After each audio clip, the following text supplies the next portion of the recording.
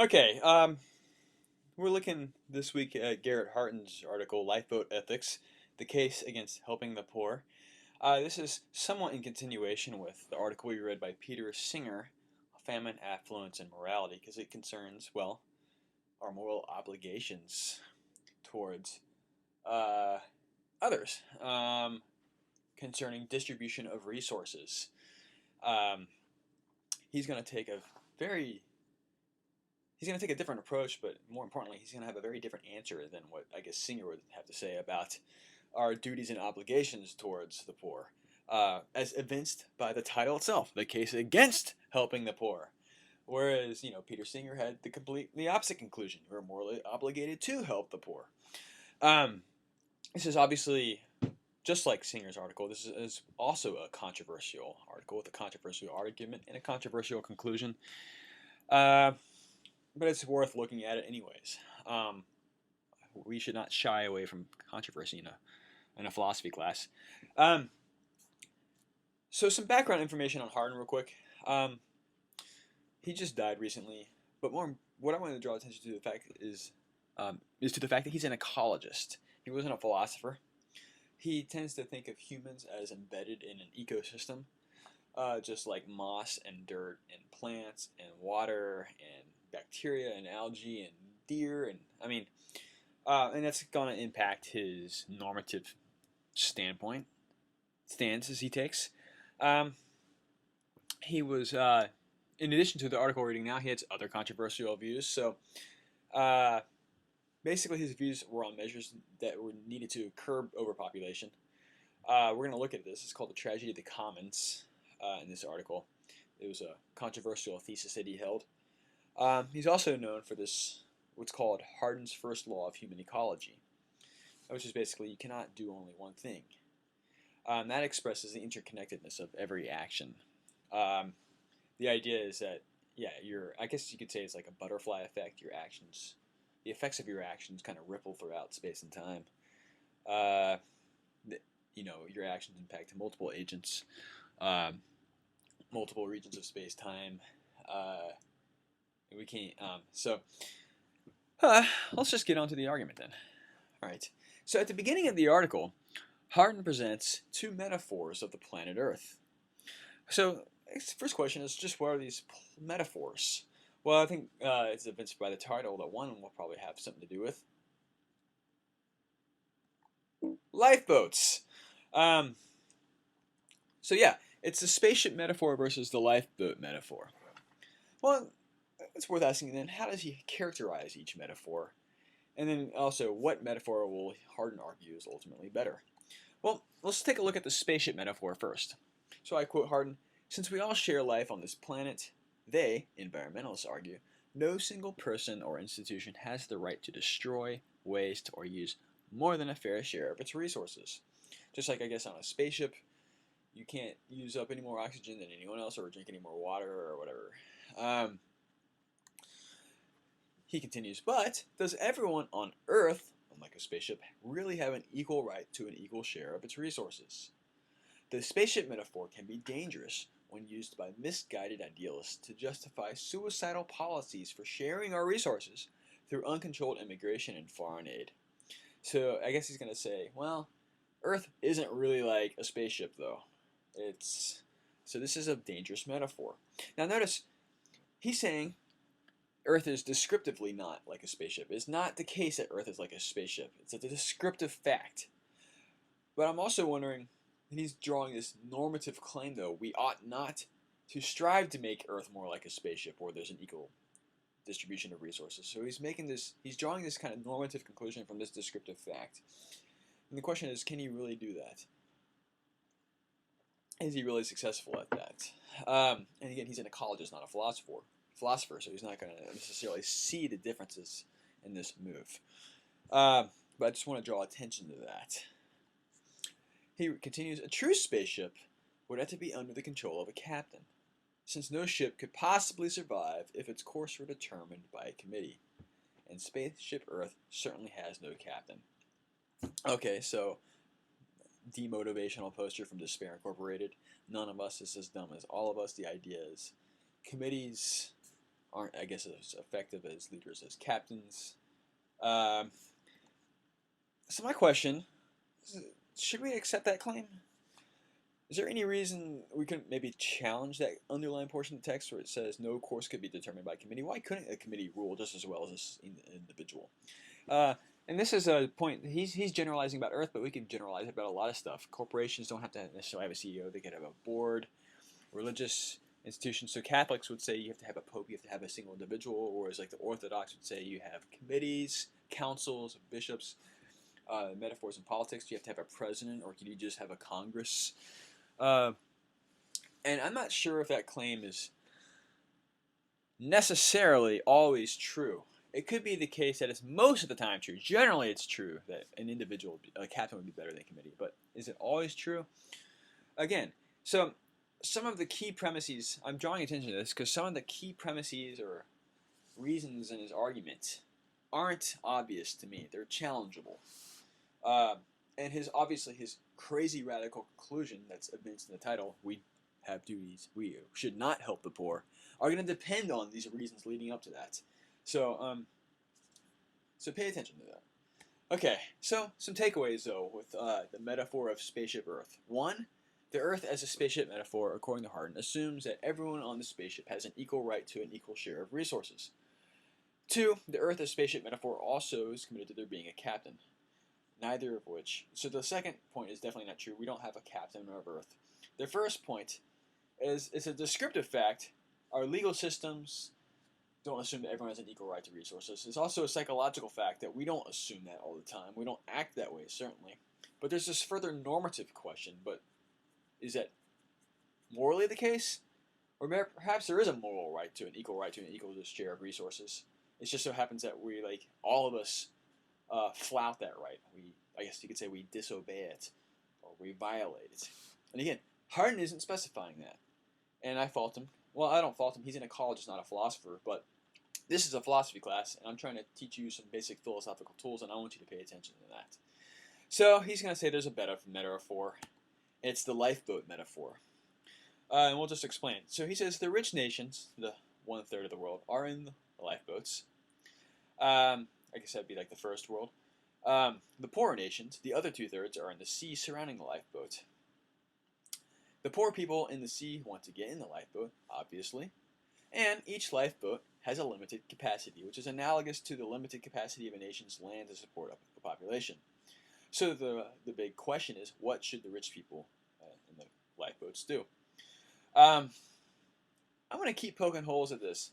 So he divides up between the rich and the rest, 1/3 versus 2/3. But a lot of people divide it up into there are 3 ways to categorize, I guess, nations. There's the first world, there's the developing or second world, and then there's the third world. It seems like he thinks it's just the first world, and then there's the rest. So I'm not sure that's accurate depiction. So just that's a quibble I have with that. So he says, we'll go back to this question though. What should the rich people, assuming that this metaphor is accurate, what should the rich people in the lifeboat do? We Americans, we Purdue students, we college students at a Big Ten university are in the lifeboat. Other people are trying to get in. Their survival depends on it. What should we, the rich, do? We know what Singer says we should do. Singer says we should give as many of our resources away as possible without sacrificing our own survival. What is Hardin going to say we should do? Well, the first option, which he says is like the Christian or Marxist option, is we should let everyone in the lifeboat. So he cites, a Christian would say we should be our brother's keeper, and the Marxist would say to each according to his needs. Hardin takes issue with that though, because if you let that happen, then the lifeboat would sink. Lifeboats can only support a certain number of people. Well, here's another question I'll ask Hardin. Is this really an accurate characterization of Christian or Marxist ideals? So, both Christian religious views and Marxist political philosophical views do say we should have a concern for the poor. But I don't think either of them say that you should stick your head in the sand and completely ignore the limited amount of resources we have.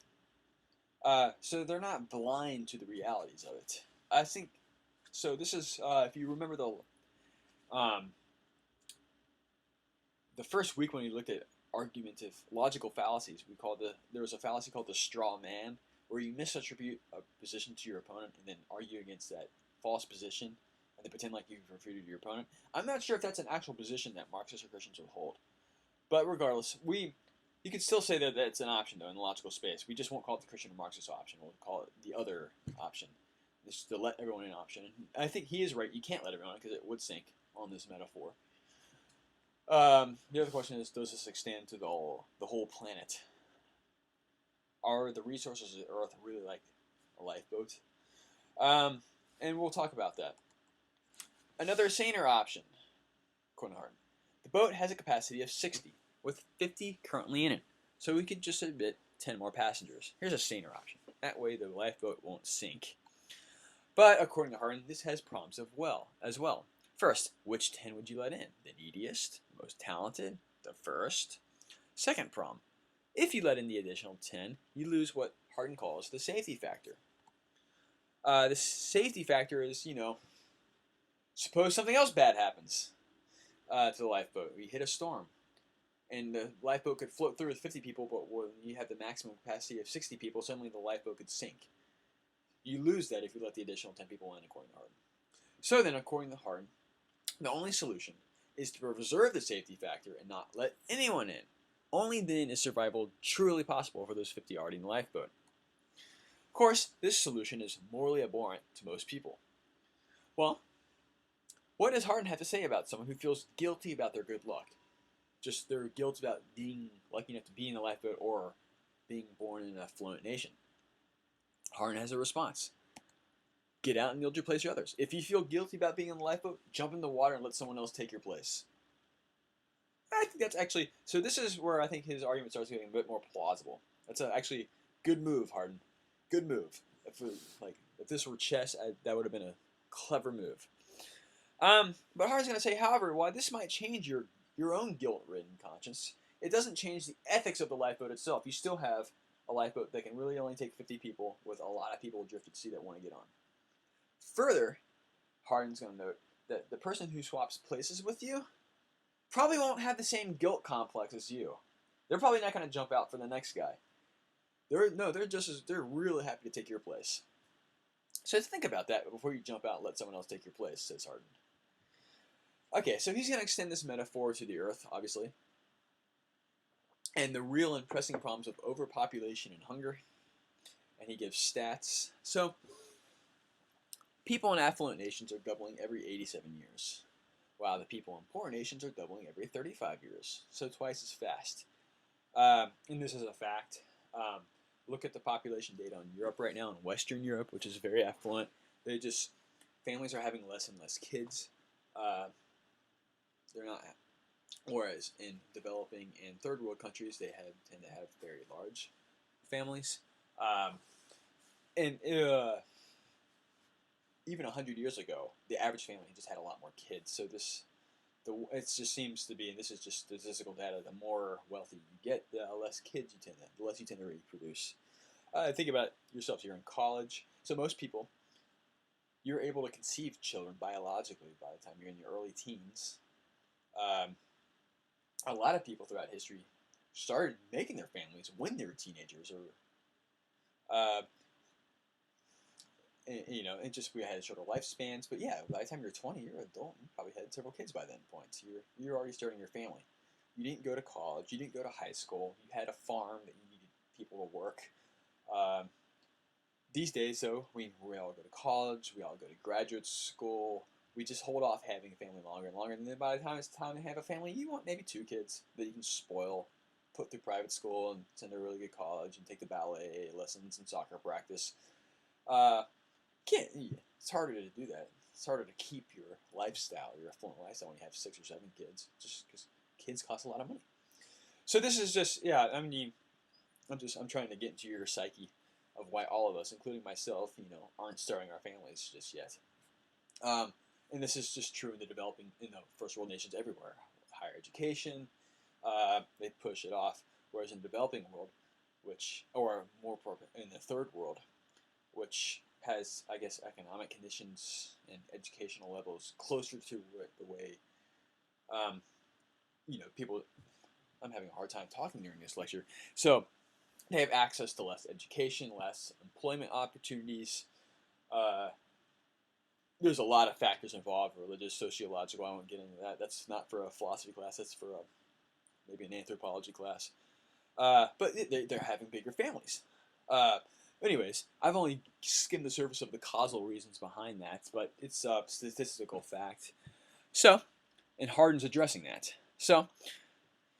Uh, anyways, I'm blabbing, but he says, yeah, people in affluent nations are doubling every 87 years. We're not reproducing that much. People in poorer nations are doubling every 35 years, twice as fast. They're reproducing more, while we're losing resources.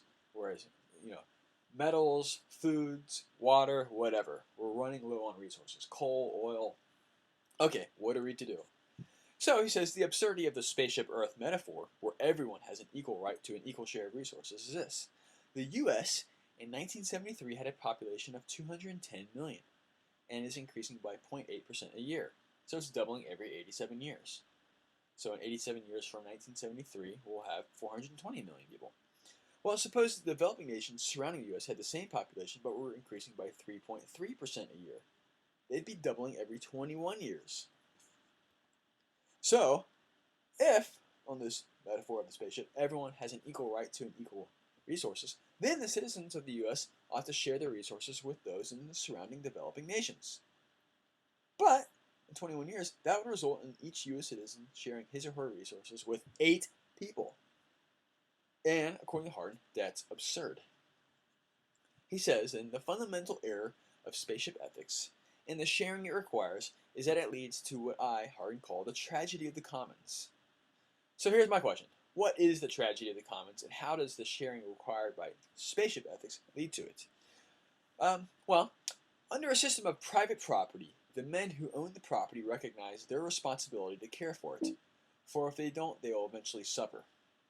Alright, so maybe some of you have we're in Indiana, so you grew up in farms, your parents are farmers, and you care for your farms. With cattle, you kind of have to move them around so they don't run out of grass to feed on. Of course, it would be factory farming, but in the old days, that's how we did it. You have to grow crops in a certain way. You have to care for the soil in a certain way and water it. So, on private property, then, the farmer, for instance, will allow no more cattle in a pasture than its carrying capacity justifies. And if he overloaded it, erosion would set in. Weeds would take over. He would lose the use of the pasture. But if a pasture became a commons to everyone, no one owned it, then the right of each to use it may not be matched by a corresponding responsibility to protect it. If it's like parkland that you don't own, but you could take your cattle there to graze, you're not going to care about maintaining it. It's not in your interest. You don't have an incentive to, as economists would say. So, I have a quibble with this quote as well. I've had a few quibbles with this argument. It's less. I'm going to stress right now that my quibbles stem less from my moral beliefs, or at least if they do, I'm not going to hint at that in this lecture, and it's more from a logical, philosophical point. There's just things he has not taken into consideration yet. So here's my quibble with this quote. Hardin needs to be more precise. Rather than a person's not having a responsibility to protect the pasture, instead the person's less likely to act on their responsibility. So again, it's the descriptive, prescriptive, the psychological fact that we may not have a motive to act on our moral responsibility, but that doesn't alter the normative moral status that we have a responsibility. Okay, I'm done quibbling. So, Hardin asks, why simply asking people to use restraint, or actually Hardin gives reasons for why simply asking people to use restraint won't work. He says, asking everyone to use the pasture with discretion will hardly do, for the considerate herdsman who refrains from overloading the commons suffers more than a selfish one who says his needs are greater.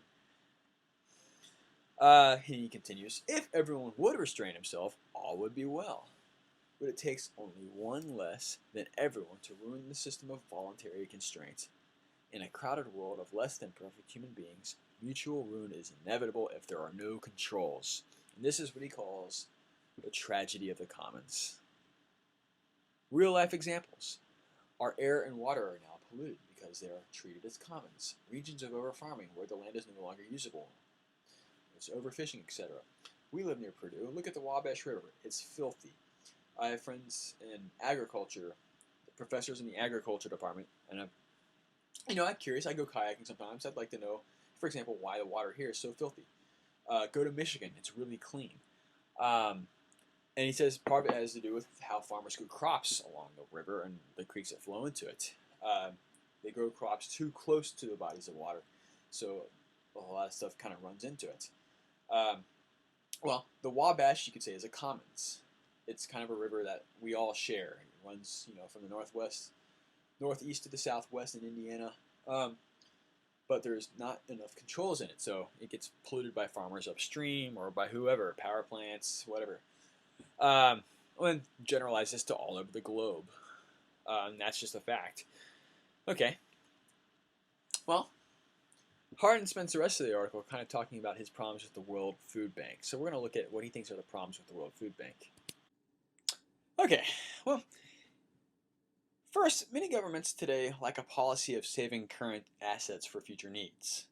It is emergencies, according to Hardin. So he asks rhetorically, should those nations that do manage to put something aside be forced to come to the rescue each time an emergency occurs among the poor nations? By the way, it's a rhetorical question, and the answer, according to Hardin, is no. Well, there's an objection. Isn't the poor citizens of these countries' fault that their government does not know how to adequately manage their resources? So the poor citizens should not suffer for the sins of their government. Well, what's Hardin's response to this objection? It's and it's a valid objection. It's not the poor citizens' faults that their governments mismanage their resources. So why should we punish the poor citizens of those countries for the sins of their government? Hardin's response is a lengthy quote. I'll quote him. He says, the concept of blame is simply not relevant here. So he's saying, whoever says it's not relevant who's at fault, whether it's the government or the citizens. Instead, Hardin says the real question is, what are the operational consequences of establishing a World Food Bank? For if it is open to every country, every time a need develops, slovenly rulers will not be motivated to take Joseph's advice from the Bible. Someone will always come to their aid. Some countries will deposit food in the World Food Bank, others will withdraw it. There will be almost no overlap. As a result of such solutions to food shortage emergencies, the poor countries will not learn to mend their ways and will suffer progressively greater emergencies as their populations grow. Alright. There are two ways to challenge Hardin's response here then. If you don't like his conclusion. If you do, then, well, I'm challenging you. I'm presenting two ways to challenge a conclusion you agree with, so pay attention. First, Hardin's making a prediction that's open to empirical scrutiny. And this is kind of just the whole time will tell response. He's making a prediction. Well, how do you know if a prediction is true or false? Wait and see what happens. So this is just a wait and see. The second one is, my second way to challenge this is a thought experiment. Or it's just an analogy. Hardin is defending the claim that it is not the case that wealthier nations should be forced to aid poorer countries in emergencies. Hardin further claims that the fact that the citizens of poorer countries are not at fault, but the governments of the poorer countries are at fault, is not relevant. Well, my question is, relevant to what? And what kind of relevance? Hardin needs to specify. Well, relevant to what Hardin claims is the real question. What are the operational consequences of establishing World Food Bank? Well, what are the operational consequences? Well, I'm going to move on. Hardin argues that given the operational consequences, it is not the case that wealthier countries should be forced to aid poorer countries in emergencies. And that is the claim that I think can be challenged, the inference from the operational consequences to that normative moral claim. And here's my counterexample. Suppose you're a lifeguard and you see a child drowning in the pool and learn that the reason that the child is drowning is because the child's parents never taught her how to swim and that pools are dangerous when one can't swim. On Hardin's reasoning, you should not save the drowning child even though it's not the drowning child's fault that she can't swim, because then the next time the parents have children, they are once again not likely to teach the child 1 and 2 because they can assume that you or some other lifeguard will rescue them. And that is absurd. Of course, if you're a lifeguard, it doesn't matter what the parents taught the children, you will jump in and rescue that child. It's your duty. And I think that extends to what Hardin's saying. So that's my issue with Hardin's argument. I think, yeah, that's my counterexample. So that is all.